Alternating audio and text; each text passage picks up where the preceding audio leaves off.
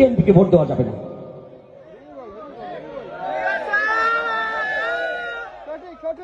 কারণ বিএনপি দলকে ভালোবাসি, কিন্তু ওই ব্যক্তি আমার ধর্মকে অবমাননা করছে। দলকে আমি ঘৃণা করছি না, ওই ব্যক্তিকে আমি ঘৃণা করি,